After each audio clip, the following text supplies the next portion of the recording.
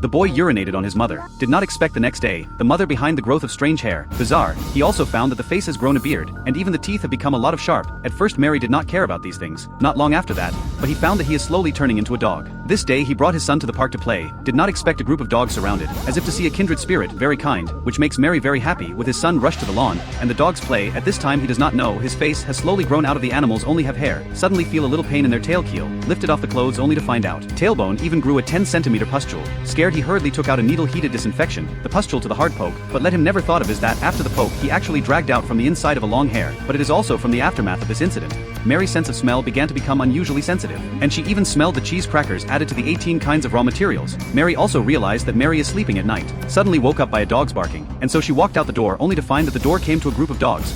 Mary also thought that these dogs came to play with her, did not think that the next second this group of dogs began to attack Mary. The next day Mary woke up thinking that last night's everything was a dream, until his son grabbed a dead mouse towards him. The results were horrified to find that the home appeared to be a large number of dead animals. Then he realized that everything that happened yesterday is not a dream. In order to find out what is going on, Mary immediately came to the library, intended to borrow a book from the administrator, about women into dog books, which directly to the administrator to ask the blind. But look at Mary does not seem to be joking. The administrator had to give her to find a book that explains the magic of the female books back home. Mary began to study, and found that this is the most important thing to do. Mary then began to study it, and found that there exists a kind of magical women in this book.